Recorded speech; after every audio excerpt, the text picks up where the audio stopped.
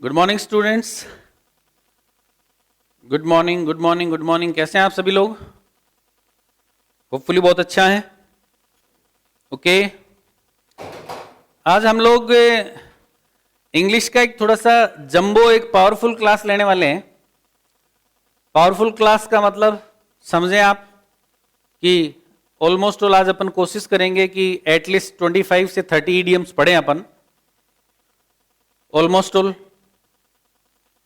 2 minute में एक, तो उसके बारे में बात करते हैं और उसको स्टार्ट करते हैं। कल हम लोगों ने जो पढ़ा था वो गिव इन तक पढ़ा था कल, हार मान लेने वाले से। तो हार तो अपन मानने वाले नहीं है ना।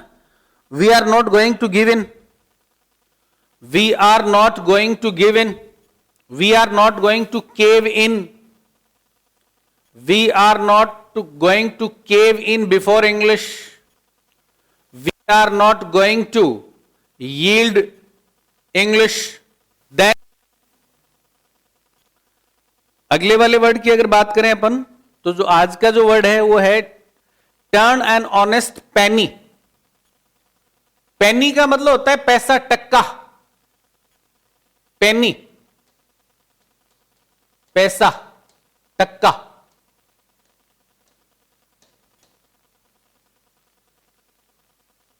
यानी टर्न एन ऑनेस्ट पेनी का मतलब ईमानदारी का पैसा कमाना। जो कमा रहे हो आप उसको ईमानदारी से कमाना, यानी ईमानदारी से अपनी आजीविका कमाना, यानी अपना जीवन आगे बढ़ाना। यानी आप एक लेजिटिमेट लिविंग, लेजिटिमेट का मतलब न्याय संगत, कोई गलत काम नहीं कर रहे हैं। लेजिटिमेट का मतलब ऑनेस्ट। लेजिटिमेट वर्ड का मतलब हो गया ऑनेस्ट लिविंग अर्न कर रहे हैं आप, कोई मेहनत करते हैं, पैसा कमाते हैं। He always tries to turn an honest money. आप कह रहे कि वो हमेशा ईमानदार तरीके से अपनी आजीविका कमाना चाहता है। बिल्कुल, बहुत अच्छा इंसान है। एग्जाम में क्वेश्चन आएगा तो क्या आ जाएगा? Again make a legitimate living. Legitimate का मतलब कानूनी, जो कानून के हिसाब से सही हो, है ना। लेजिटिमेट का मतलब होता है लीगल। लेजिटिमेट का मतलब होता है लीगल, कानूनन। तो ईमानदार व्यक्ति वही होता है जो कानून के हिसाब से काम करता है।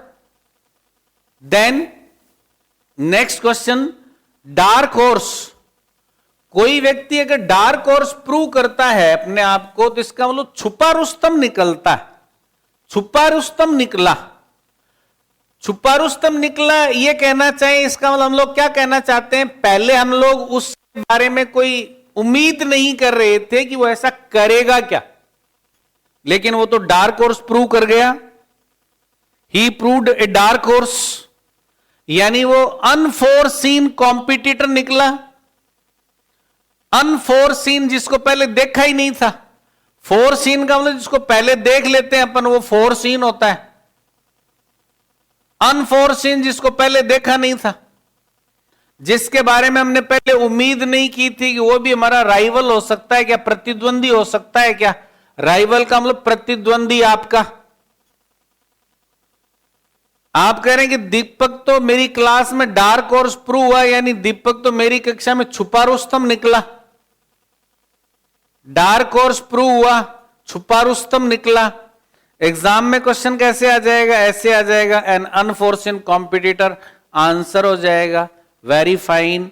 Next one, to run across, to come across. Run across के साथ में होता है कम अक्रॉस, COME, कम, और अक्रॉस, कम अक्रॉस। रन अक्रॉस और कम अक्रॉस दोनों का मतलब एक ही होता है। दोनों का मतलब क्या होता है? कोई चीज बाई चांस मिल जाना, बाई चांस, जिसकी पहले आप उम्मीद नहीं कर रहे थे। बाई चांस मिल जाने को हम हिंदी में कहते हैं संयोगवश मिल जाना। देन यानी आप किसी व्यक्ति से बाई चांस मिल जाए, या आपको कोई वस्तु बाई चांस मिल जाए। I ran across one of my old friend last week. आप करेंगे, हिंदी लिखी हुई है, मैं पिछले सप्ताह संयोगवश मेरे पुराने साथी से मिला। एग्जाम में क्वेश्चन आएगा ऐसे आ जाएगा, टू कम अक्रॉस का मतलब किसी से बाई चांस मिलना, very simple. Next one, to steer clear off, to steer clear off. ये जो स्टीयर जो वर्ड है ये स्टीयरिंग वाला है, स्टीयरिंग। गाड़ी का जो स्टीयरिंग होता है वो यही है, स्टीयर से बना है स्टीयरिंग। अपने इसको स्टीयरिंग कहते हैं ना, वो STARE, स्टेयर। इसका मतलब तो होता है घुर के देखना किसी की तरफ, और इसका अगर आपने ऐसे बना दिया स्टीयरिंग, इसका मतलब तो घुर के देखना हो जाएगा। इसका अर्थ तो घुर के देखना होता है। गाड़ी का स्टीयरिंग होता है अपने वाले का। तो गाड़ी का जो स्टीयरिंग होता है उसका काम क्या होता है? गाड़ी का स्टीयरिंग का क्या काम होता है? रास्ते में कोई भी अड़चन आए तो उससे गाड़ी को निकाल लें साइड में से, यानी अपने रास्ते में कोई भी ऑब्स्टेकल अगर आए तो आप उसको अवॉइड कर सकें। ऑब्स्टेकल, पीछे वर्ड आया था ऑब्स्टेकल, कठिनाइयां। तो आप उससे किसी प्रॉब्लम को बिल्कुल स्टीयर क्लियर अवे करते हुए निकल जाएं, यानी उस चीज को रास्ते में आने वाली कठिनाई से बचकर निकल जाना। To clear, to steer clear off, बिल्कुल शुद्ध हिंदी लिखी हुई है, शुद्ध हिंदी में सेंटेंस बनाया हुआ है, इंग्लिश में भी बनाया हुआ है, उसका ट्रांसलेशन किया हुआ है। आराम से आप उसको पढ़ो। ये पीडीएफ के तौर पे भी आप लोगों के डला हुआ है, मैंने जैसा बनवाया वैसा ही पीडीएफ डलवा दूंगा। इसको पढ़ोगे तो चीजें आसानी से याद हो जाएंगी, कोई प्रॉब्लम नहीं आएंगी। ये चीजें आपको सेल्फ लेवल पे करने वाली हैं। मैं तरीका समझा देता हूं कि ऐसा करना होता है। टू स्टीयर क्लियर ऑफ का मतलब चीज को अवॉइड करना, टाल के निकल जाना। क्वेश्चन भी आ गया, कोई प्रॉब्लम नहीं हुई। नेक्स्ट क्वेश्चन की बात करें, टू बीट ए रिट्रीट। वैसे बेसिक जो वर्ड होता है रिट्रीट, इसका मतलब होता है पीछे हट जाना। रिट्रीट, आर्मी रिट्रीट करती है, अपने पीछे वर्ड आया था, आपको समझाया था। आर्मी रिट्रीट करती है, इसका मतलब आर्मी पीछे हट जाना। चाइनीज आर्मी रिट्रीट कर गई, रिट्रीट कर जाना। कोई आर्मी रिट्रीट करती है, इसका मतलब वो सेना पीछे हट जाती है। वहां वर्ड यूज करते हैं अपन इसके लिए। बेसिक वर्ड है रिट्रीट, आर्मी रिट्रीट कर गई। कोई व्यक्ति कहेगा आई विल नॉट रिट्रीट, यानी मैं पीछे नहीं हटूंगा। आई विल नॉट रिट्रीट, मैं पीछे नहीं हटूंगा। They are not ready to retreat, they are ready to retreat. तो वर्ड बहुत इंपॉर्टेंट है। ऐसे ही किसी शब्द को कॉन्टेक्चुअली दिमाग में डालते जाओ। अगर एक दिन में 30-35 वर्ड इस तरीके से काम के लेके चले गए और उनको अगर आपने तैयार कर लिया एवरीडे, तो आपको इन वर्ड का मीनिंग समझ में आने से फिर आप लोगों को लत लग जाएगी धीरे धीरे इन चीजों को तैयार करने की, और अपने आप ही चीजें तैयार हो जाएंगी। देन, यानी इसमें अपन ने क्या देखा फिर, अगर इसकी बात करें तो टू विड्रॉ इन डिफीट, पीछे हट जाना हार के समय। और जब पीछे हटते हैं तो क्या होता है, ह्यूमिलिएशन। ह्यूमिलिएशन का मतलब होता है अपमान, अपमान, यानी अपमानजनक तरीके से पीछे हटना। They had to beat a retreat in the battle. इस सेंटेंस का अर्थ इतना बड़ा हो गया कि उनको युद्ध में अपमानजनक तरीके से पीछे हटना पड़ा। आप किसी को कहते हो कि you will have to beat a retreat, तुम्हें पीछे हटना पड़ेगा, और वहां जब पीछे हटोगे तो बड़ी अपमानजनक स्थिति में होगे। वर्ड बहुत इंपॉर्टेंट है। एग्जाम में क्वेश्चन आएगा तो कैसे आएगा, एग्जाम वाले क्वेश्चन की बात करें तो इसका जो क्वेश्चन है वो इस तरीके से आ जाएगा, बीट ए रिट्रीट का, टू विड्रॉ इन डिफीट और ह्यूमिलिएशन, कोई प्रॉब्लम नहीं है। नेक्स्ट वर्ड की अगर बात करें, red letter day. Red letter day का मतलब होता है सबसे इंपॉर्टेंट दिन। रेड लेटर डे सबसे इंपॉर्टेंट दिन आपके जीवन का, यानी आपके लाइफ का सबसे हैप्पी डे, यानी सबसे सिग्निफिकेंट। सिग्निफिकेंट का मतलब भी इंपॉर्टेंट होता है। सिग्निफिकेंट मीन्स इंपॉर्टेंट, यानी आपकी लाइफ का सिग्निफिकेंट डे, आपकी लाइफ का इंपॉर्टेंट डे, वो जो दिन होता है उसको रेड लेटर डे कहते हैं। तो अपने इंडियन हिस्ट्री में बहुत सारे रेड लेटर डेज आए हैं, है ना। बहुत सारे दिनों को अपन खुशी के दिनों में सेलिब्रेट करते हैं ऑल दोज ओकेजन्स। लेकिन यहां जो एग्जाम्पल है आपके लिए कि 26 January is a red letter day in Indian history. Indian history में जो 26 जनवरी है वो एक क्या है, महत्वपूर्ण दिन है। एग्जाम वाले पार्ट में क्वेश्चन आएगा तो रेड लेटर डे का इस तरीके से आंसर लिखा हुआ हो जाएगा, कोई प्रॉब्लम नहीं है। हैप्पी एंड सिग्निफिकेंट डे, कोई प्रॉब्लम नहीं है, बहुत ही सिंपल और सरल सी बात है। Have the last laugh, laugh का मतलब हंसना समझते होंगे आप लोग, laugh, laughing. Laughing is a good medicine, हंसते रहना चाहिए इंसान को, है ना, हंसते रहो और हंसाते रहो, यही जीवन है। Laugh, have the last laugh. लेकिन कौन सी हंसी, जो सबसे अंत में हंसेगा। लास्ट का मतलब अंतिम हंसी, लिखा है ना कि अंतिम विजयी हंसी हंसना। अगर इंग्लिश में अगर आप किसी को कहते हैं कि देखते हैं, let's see who have the last laugh in this debate, आप कह रहे हैं कि देखते हैं इस वाद विवाद प्रतियोगिता में अंतिम विजयी हंसी कौन लेता है। समझने के लिए बहुत ही सिंपल सा सेंटेंस दे दिया। एग्जाम में कैसे पूछा जाएगा, ऐसे पूछ लिया जाएगा। हैव द लास्ट लाफ का मीनिंग क्या हो गया, तो इसमें वर्ड आ गया, आप देख रहे होंगे यहां जो अपन ने वर्ड पढ़ा था विक्टोरियस, विक्ट्री से बना है।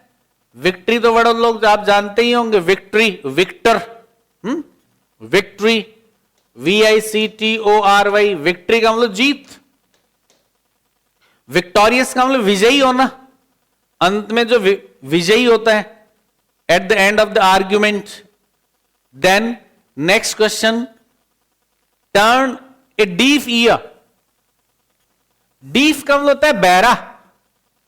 ये जो डीफ वर्ड है ना, इसका मतलब होता है जिसको सुनता नहीं हो, one who can not hear, one who can not hear, one who can not hear, जिसको सुनता नहीं हो। डीफ और dumb, one who can not speak. Dumb, one who can not speak, one who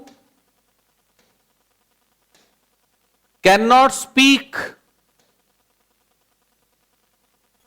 गुंगो, बोली से गोनी, बैरो, सुनी से गोने, ये वो वाले वर्ड हैं। देन अगर अपन बात करें टर्न ए डीफ ईयर, यहां इसका मतलब क्या हो गया, आप किसी चीज को डिसरिगार्ड कर रहे हैं, यानी ध्यान नहीं दे रहे हैं। यानी आप किसी, चाहे वो कोई भी चीज हो, चाहे आप किसी वस्तु को अनदेखा कर रहे हैं या व्यक्ति को अनसुना कर रहे हैं। वस्तु को क्या करते हैं, अनदेखा करते हैं, और व्यक्ति को क्या करते हैं, अनसुना करते हैं। कई बार व्यक्ति को भी अनदेखा कर देते हैं, व्यक्ति को भी अनदेखा कर देते हैं, अगले को महसूस नहीं होने देते कि अपन ने उसको देखा है क्या, है ना, क्योंकि अपन बात नहीं करना चाहते उसको। यहां जो इसका मतलब, my friends often turn a deaf ear to my suggestion, बड़ी अच्छा एग्जाम्पल है। आप कह रहे हो कि मेरे दोस्त मेरे सुझावों को अनदेखा कर देते हैं। बिल्कुल, जब तक कामयाब नहीं होगे तो अनदेखा ही करेंगे, कामयाब हो जाओगे तब पूछेंगे, उसी से पूछो। Turn a deaf year, disregard कर देना, ऐसे एग्जाम में सिंपल सा क्वेश्चन आ जाएगा। नेक्स्ट क्वेश्चन की बात करें, स्मेल ए रैट, जो पीछे आ गया था, ये वर्ड अपन ने बात कर लिया था। स्मेल ए रैट का मतलब किसी चीज पे डाउट करना। स्मेल ए रैट का मतलब दाल में काला दिखना, कुछ किसी चीज को शंका की दृष्टि से देखना, किसी चीज को शंका की दृष्टि से देखना, दाल में काला दिखना, स्मेल ए रैट।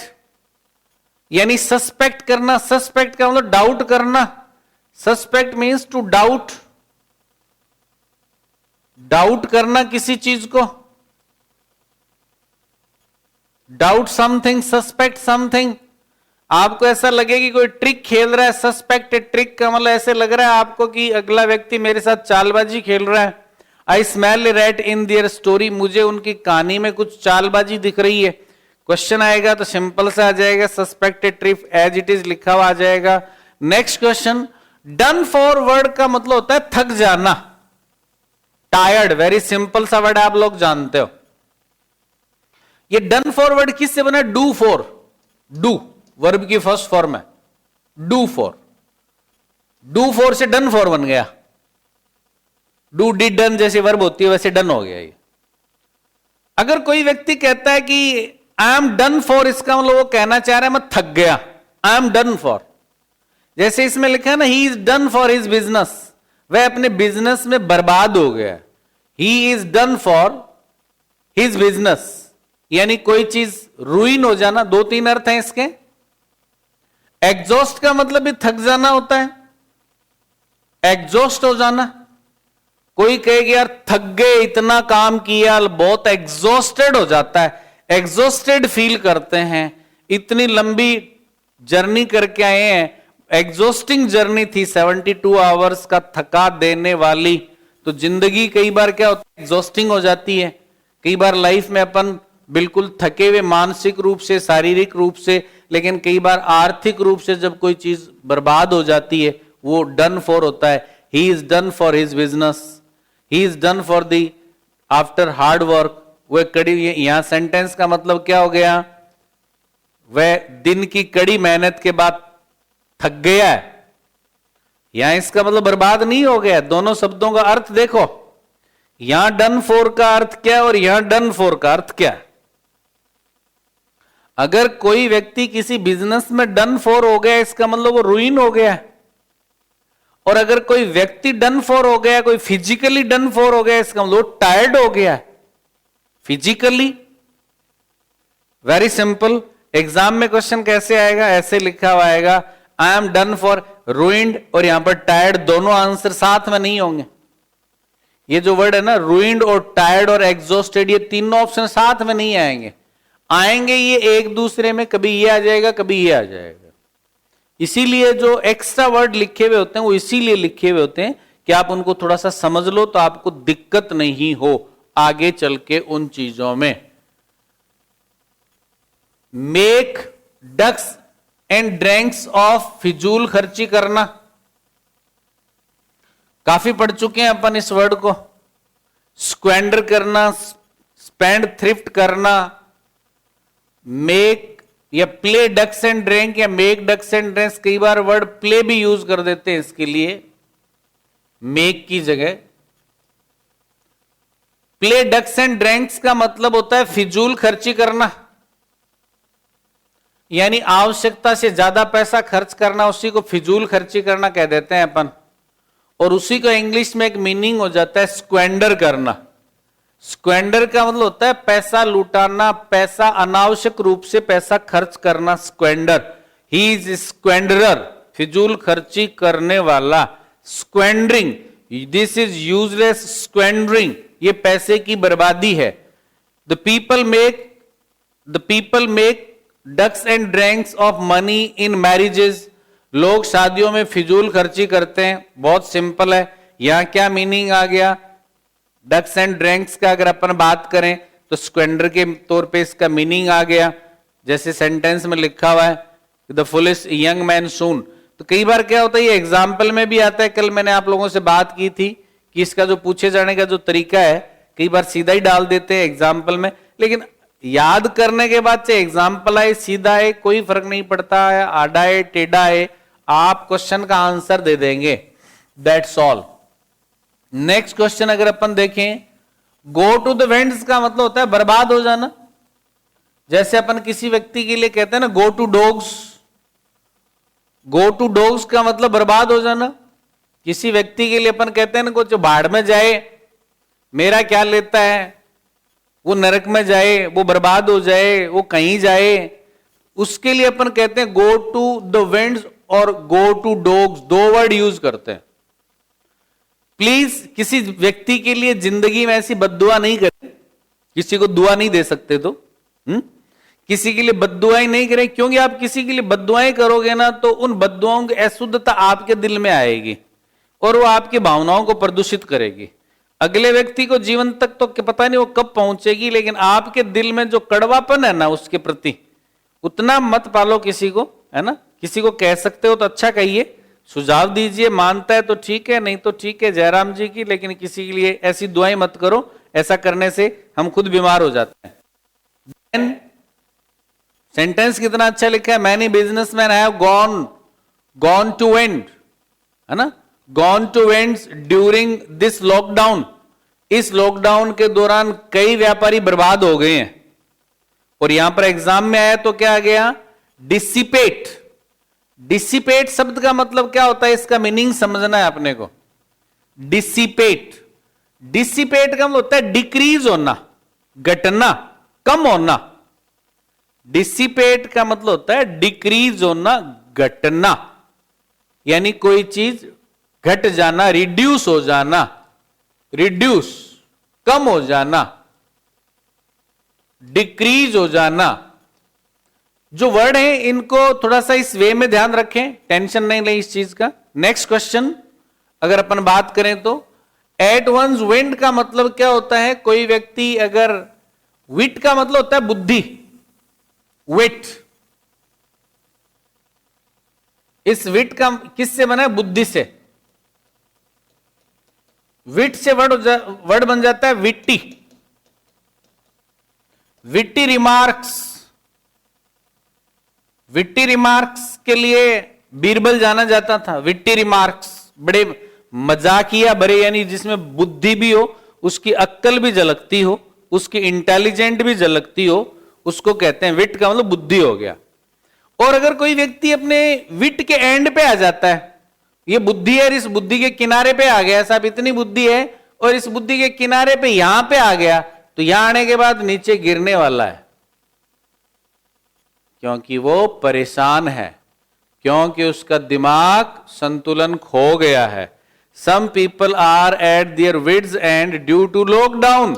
लॉकडाउन के कारण बहुत लोग परेशान हो चुके हैं, अपना विवेक खो चुके हैं, लोगों को ऐसी ऐसी बातें कह देने लग गए हैं जो कहने में पहले बहुत शर्म आती थी। At once wit and get puzzled, यानी परेशान हो जाना। पजल होने का मतलब डिस्टर्ब होना, परटर्ब होना, वर्ड बहुत पढ़ चुके हैं अपन, तो छोटे छोटे क्या पढ़े इनको, पजल है ना। गेट पजल्ड का मतलब get disturb, get perturbed, get disturbed, get perturbed, get puzzled, get agitated, get annoyed.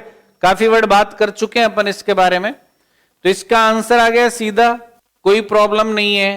Then next, take someone to task. Take someone to task का मतलब होता है किसी की खबर लेना। Take someone to task, task का मतलब बेसिक अर्थ होता है कार्य, लेकिन टेक समवन टू टास्क का मतलब किसी की खोज खबर लेना।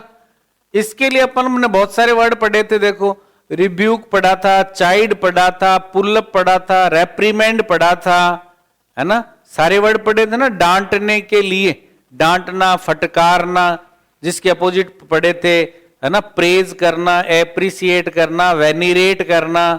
तो यहां पर इसने इसका मीनिंग स्कोल्ड डाल दिया सब, तो चाइड भी तो डाल सकता है, रेप्रीमेंड भी तो डाल सकता है, पुलअप भी तो डाल सकता है। अब साइनो याद करने से इन ईडियम के इस तरीके से अगर मीनिंग बदलेंगे तो जल्दी से आप डिट्रैक्ट नहीं होंगे, स्थिति को संभाल लेंगे।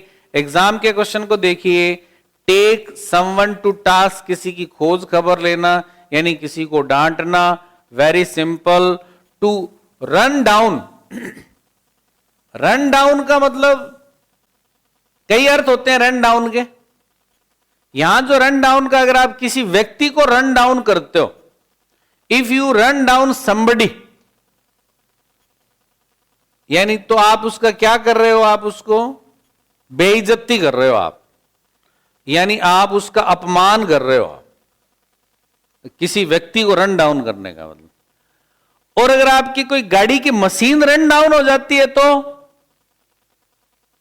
आप कहोगे the engine of my bike has run down, मतलब क्या हो गया, वो रन डाउन हो गया, खराब हो गया, बेइज्जती हो गई उसकी, वो चल नहीं रहा है।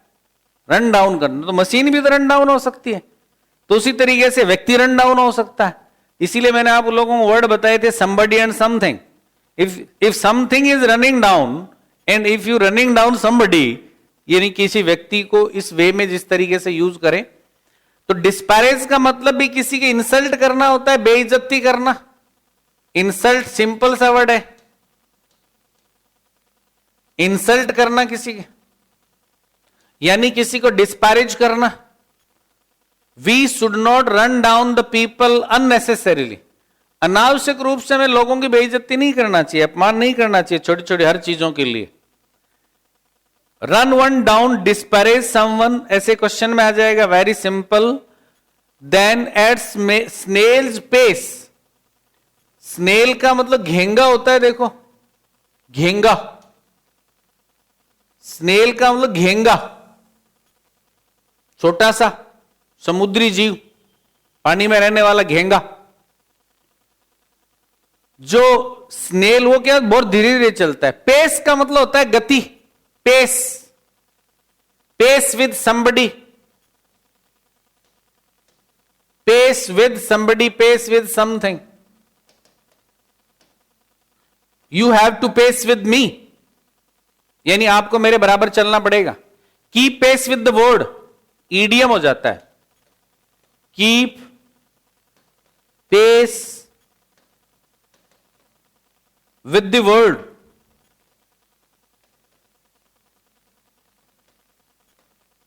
इसका मतलब क्या हुआ? It is very essential, it is very necessary to keep pace with the word. It is very necessary to keep pace with the word, यानी दुनिया के साथ कदम मिलाकर के चलना बहुत जरूरी है। Some people don't keep pace with the time, with the changes that are taking place. Then his preparation are going at snail's pace, यानी उसकी तैयारी है वो बहुत ही धीमी गति से चल रही है। एग्जाम वाले क्वेश्चन को देखें तो क्या हो जाएगा? स्नेल्स पेस का आंसर लिखा हुआ आ जाएगा, यानी चीजें बहुत ही स्लोली स्लोली करना, कोई प्रॉब्लम नहीं है। चलिए next, to have something up one sleeves. Sleeves half sleeve और फुल स्लीव? स्लीव। इसमें क्या लिखा है? Have something up one sleeves. आपने देखा होगा ऐसे स्लीव्स को मोड़ के रखना, मेरी तो हाफ है, मोड़ू क्या, है ना? तो किसी को स्लीव को फोल्ड करके रखते हैं तो उसमें क्या रखते हैं? यानी उसके पास में कोई स्लीव फोल्ड की हुई है तो उसकी स्लीव में क्या है? हाफ स्लीव और फुल स्लीव, यानी उसके अंदर कोई गुप्त योजना है, यानी उसके लिए कोई सीक्रेट प्लान है, आपको कुछ बताना चाहता है। They have always something up their sleeves. उनके पास हमेशा कोई गुप्त योजना होती है। बहुत ही इंटरेस्टिंग लोग हैं। यहां आंसर के तौर पे सीधा आंसर आ गया, कोई प्रॉब्लम नहीं हुई। चलिए, to end in smoke. To end in smoke का मतलब होता है कोई चीज खत्म हो जाना।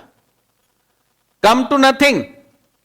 Ended in fiasco. फिएस्को मतलब होता है failure, fail, LURE, failure. Fiasco मतलब failure. Time fish, failure. If something comes to nothing, if something comes to nothing, it means that has failed. Fiasco means failure, आपके यहां सामने लिखा हुआ भी है fiasco, failure. Then their plan ended in smoke due to lack of money. पैसे के अभाव में उनकी योजना नाकामयाब हो गई।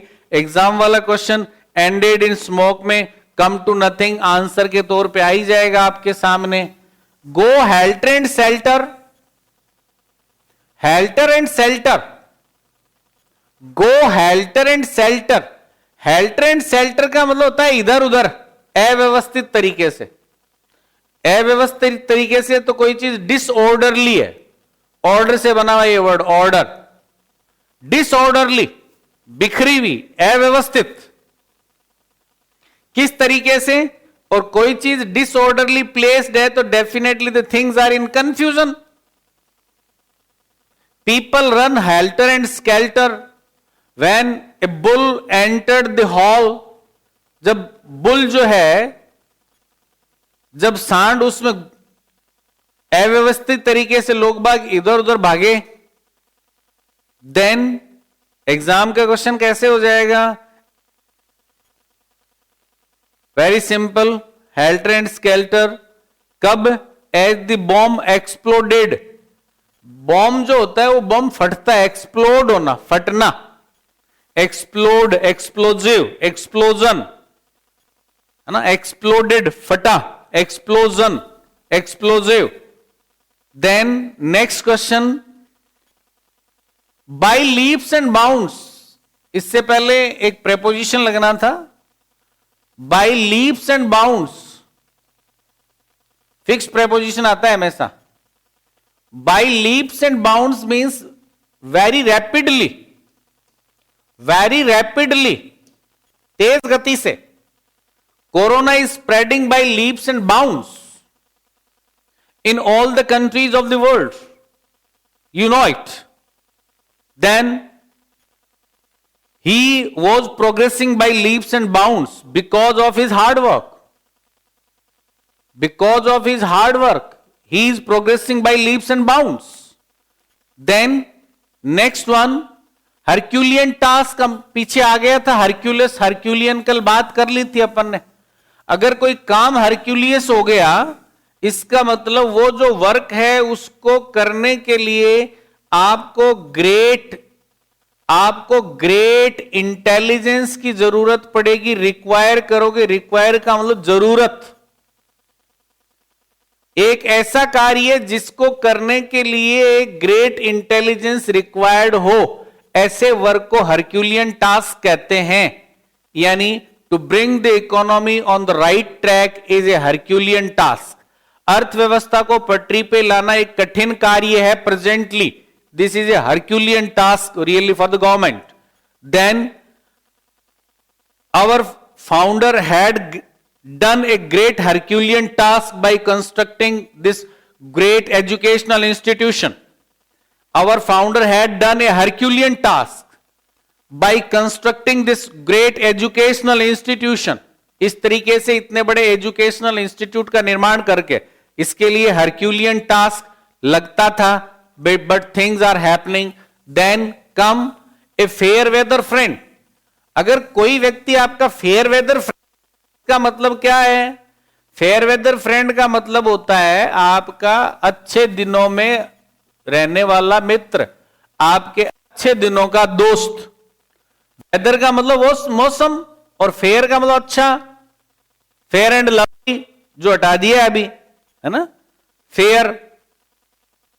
फेयर वेदर फ्रेंड यानी जो अच्छे वेदर, वेदर का मतलब मौसम, जो दोस्त अच्छे मौसम के दोस्त होते हैं, यानी मतलबी दोस्त, जो मुश्किल हालात में छोड़ के जाने वाले, जो चले जाते हैं, यानी जो आपको डिफिकल्टीज के समय में आपको डेजर्ट कर देगा। डेजर्ट का मतलब आपको छोड़ के चला जाएगा, आपके जीवन को रेगिस्तान बना जाएगा। और he is a fair weather friend, don't believe him. आप कह रहे हैं कि वो अच्छा नहीं है, उस पर भरोसा मत करना। एग्जाम में आएगा ये फेयर वेदर फ्रेंड का, ऐसा व्यक्ति जो आपको डिफिकल्टीज के समय डेजर्ट करके चला जाए।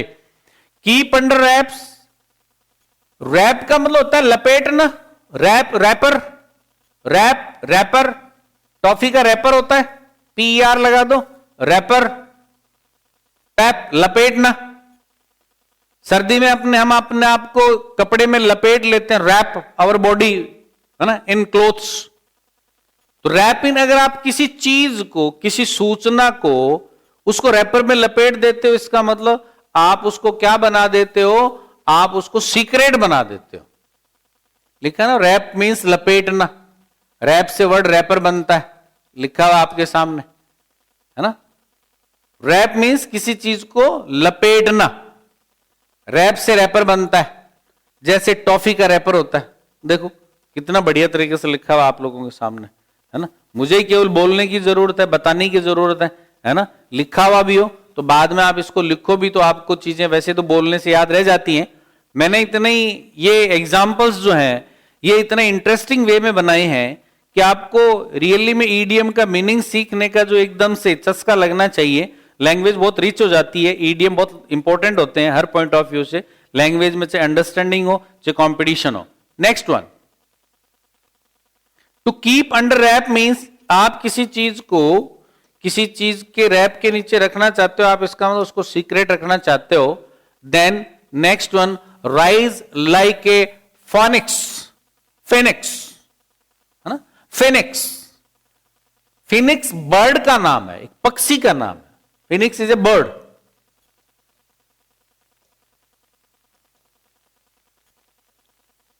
इसके बारे में बेसिक फिलॉसफी क्या होती है कि जो फिनिक्स नाम का जो बर्ड है, ये जैसे इसके बारे में लिखा जाता है, लिख रखा है ना। बेसिक इसका मतलब होता है एक नए जीवन के साथ में उठना। लेकिन फेनिक्स एक पक्षी होता है जिसके बारे में कहा जाता है कि उसकी जब मृत्यु होती है तो उसके राख के ढेर में से, उसी राख में से एक नया पक्षी जन्म लेता है, उसी राख में से। इसका मतलब बिल्कुल खाक से शुरू करना, बिल्कुल वापस जीरो से शुरू करना, राइज फ्रॉम द बेसिक। यानी एक फाइटिंग स्पिरिट को इंडिकेट करता है ये। जैसे लोग हैं जिंदगी में बहुत उतार चढ़ाव होते हैं, लेकिन अगेन वो कहते हैं कुछ भी तो कभी नहीं था, किसी भी तो हालात पे आज किसी लेवल पे है, वापस उस लेवल तक भी चले गए तो क्या टेंशन है, तब तक तो कोई टेंशन है ही नहीं। और कुछ है जो फालतू में टेंशन कर करके मर जाते हैं, काम तो करते नहीं, टेंशन करते हैं। Then after independence India agriculture जो है, इंडिया का एग्रीकल्चर जो सिस्टम है वो किस तरीके से ग्रीन रिवॉल्यूशन के कारण कैसे उसको एक नया लाइफ मिला, भारत की जो बिल्कुल एक जो कृषि क्रांति हुई उसके परिणाम स्वरूप। Next one, on the verge of. Verge शब्द का मतलब होता है किनारा, वर्ज किनारा। ब्रिंक का मतलब भी किनारा होता है, कॉर्नर।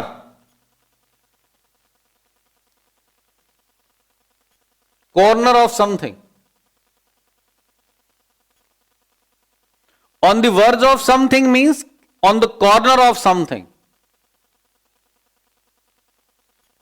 ऑन या एट दोनों में से कोई प्रेपोजिशन, यहां ऑन लिखा है इसलिए अपन ऑन से कर सकते हैं। He is on the verge of defeat, वह हार की कगार पे खड़ा है।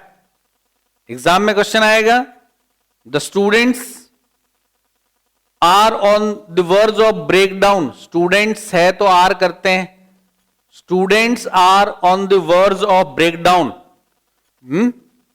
बिल्कुल कि आगे क्या नहीं हुआ, इसीलिए आप लोगों को संभाला। Then next question, a ball from the blue. A ball from the blue का मतलब जो अचानक से आफत आ गई है, जिसके बारे में हमने कभी सोचा ही नहीं था, जिसको हम कभी एक्सपेक्ट कर ही नहीं रहे थे कि जिंदगी में इस तरीके से हम लोग घरों में बंद हो सकते हैं क्या। तो corona is a ball from blue for the world. दुनिया के लिए एक अचानक आई हुई आफत है। We were not mentally prepared for it. A ball from the blue, a ball from the blue का मतलब अचानक जो जिंदगी में कोई भी समस्या आ जाती है जिसकी अपन लोग उम्मीद नहीं करते हैं। जीवन में सब कुछ ठीक ठाक चल रहा होता है, लेकिन अचानक से कोई हादसा हो जाता है घर में, है ना, अचानक से कोई समस्या आ जाती है। तो अचानक से आई हुई किसी भी समस्या को आप बॉल फ्रॉम द ब्लू कह सकते हो। देन एग्जाम में क्वेश्चन आएगा तो कैसे आएगा, इस तरीके से आ जाएगा कि जो अनएक्सपेक्टेड, अनप्लीजेंट और जो अनएक्सपेक्टेड चीजें होती हैं वो प्लीजेंट का अपोजिट हो गया, अनप्लीजेंट, यानी जो अच्छी नहीं लगती। Then burn one's boat. Burn boat का मतलब, बोट का मतलब नाव। कोई व्यक्ति अगर अपनी नाव ही जला देता है, पहले क्या होता था, जैसे पहले के टाइम में जो लोग एक दूसरे देश पे आक्रमण करते थे तो पानी के जरिए जाते थे, तो नाव से जाते थे। तो जो उनका सेनानायक होता था वो क्या करते थे, किसी कंट्री पे अटैक करने के लिए जाते थे तो वहां पहुंचते ही उनकी सब नावों को डिस्ट्रॉय कर देता था। क्यों? उनको पता है या तो अब लड़ो या मरो, दो ही चीज है। अगर नाव वापस रखी हुई है और उनमें भागने का रास्ता खुला हुआ है तो उनमें से लोग ये भी तो सोचेंगे ना, नाव पकड़ के भागते हैं, नहीं तो मारे जाएंगे, है ना। तो इसलिए अगर किसी व्यक्ति ने अपनी बोट्स को बर्न कर दिया है, इसका मतलब उसके पास वापस जाने का, रिट्रीट करने का, पीछे बताया था रिट्रीट, यानी पीछे हटने का कोई विकल्प नहीं हो, तो तब हमेशा क्या होता है, लिखा भी आपका रिट्रीट का मतलब पीछे हटना। जब आपके पास पीछे हटने का कोई विकल्प ही नहीं हो, आप कह रहे हो कि इस मामले में उसके पास पीछे हटने का कोई विकल्प नहीं है, he has burn his boat in this matter. Exam में क्वेश्चन आएगा बर्न हिज बोट, सीधा लिखा हुआ होगा, रिट्रीट वर्ड आपको मिलेगा, सीधा आंसर कर देना है, नेक्स्ट पे आ जाना है। Green eyed monster, green eyed monster, monster का मतलब होता है राक्षस, दैत्य। मॉन्स्टर राक्षस, राक्षस की जो आईज होती है ना वो ग्रीन होती है। और ग्रीन आइड मॉन्स्टर शब्द का हिंदी में अर्थ होता है ईर्ष्यालु व्यक्ति। ईर्ष्यालु व्यक्ति को अपन किसी को नहीं हिंदी में कहना चाहे ना कि वो बहुत ईर्ष्यालु है, तो उसके लिए इंग्लिश में कह देंगे he is a green eyed monster, he is, है ना, या she is a green eyed monster, जो भी। Then the green eyed monster का मतलब जेलेसी, जेलेसी का मतलब ईर्ष्या, जेलेसी फील करना किसी के प्रति, ईर्ष्या फील करना। मॉन्स्टर का मतलब लिखा हुआ है ना आपके सामने, राक्षस, दैत्य, भूत। एग्जाम में आएगा, सीधा आंसर कर देंगे। Next one, to fight tooth and nail, to fight tooth and nail, to fight tooth and nail का मतलब होता है किसी चीज को बिल्कुल पूरे जोश खरोश से ओपोज करना, विरोध करना उसका। ओपोज, रिजोल्यूटली, दृढ़ संकल्पपूर्ण तरीके से। रिजोल्यूट का मतलब होता है जिसने दृढ़ संकल्प कर रखा हो, ये रिजोल्यूट। रिजोल्यूट उस व्यक्ति को कहते हैं जिसने संकल्प कर रखा हो, जिसने डिसीजन ले रखा हो। Then resolute, we have to fight tooth and nail with corona, हमें कोरोना से पूरे जोश खरोश से लड़ना पड़ेगा। We have to fight tooth and nail with every problem that come in our way, बिल्कुल 100%, यानी उसको बिल्कुल रिजोल्यूटली ओपोज करना है, नो प्रॉब्लम। एंड आज की क्लास का नेक्स्ट वाला जो वर्ड है, at the back end call of somebody. At back end call, कोई व्यक्ति किसी के बैक एंड कॉल पर रहता है, इसका मतलब उसकी हमेशा हाजिरी में हमेशा तैयार रहता है, किसी की हाजिरी में सदैव तैयार रहना, यानी किसी व्यक्ति के डिस्पोजल पे रहना। डिस्पोजल का मतलब होता है हाजिरी में। कोई चीज जैसे डिस्पोज कर देते हैं अपन, डिस्पोजल लेकर के आते हैं शादी ब्याह में। शादी ब्याह में जो डिस्पोजल लेकर के आते हैं ना, किसी चीज को यूज किया और उसको डिस्पोज कर दिया, डिस्पोज कर देना, फेंक देना, डिस्पोज ऑफ। किसी के डिस्पोजल पे रहने का मतलब उसके हमेशा उसके हाजिरी पे रहना, उसके ऑर्डर पे हमेशा हाजिर रहना। Soldiers always at back end call of their officers, सिपाहियों के हमेशा बैक एंड कॉल पे रहते हैं। ठीक है, आज की क्लास में हम लोग इंग्लिश में इतना ही कंटिन्यू करेंगे। आपको एक बार 10 मिनट का ब्रेक देते हैं, 15 मिनट का ब्रेक देते हैं। आप लोग कहते हो क्लासेस बहुत लंबी हो जाती है ना। अभी मेरी क्लास के टाइम भी 20-5 मिनट पर है, लेकिन पहले छोड़ रहा हूं। मैंने 41 आपको कंप्लीट करवा दिए हैं और मैं ऑलमोस्ट ऑल 3 डेज का इंग्लिश का क्लास और लेऊंगा मैक्सिमम आपका, 3 डेज। इसके बाद में रीट वाले बच्चों को इंग्लिश की क्लास से उसको आपको पटवारी वाले बच्चों को इस क्लास से रिलीज कर देंगे। फिर रीट का अलग से क्लास होगा, मेथड वाले पार्ट के बारे में पढ़ेंगे। 3 डेज में आपको 100 तक आपको इस मुझे समझाना है कि ईडीएम्स ऐसे होते हैं, इनको ऐसे लर्न करना है। साइन वेंटो आपके हो ही गए, ईडीएम हो गए, वर्ड पावर वाला काम हो गया।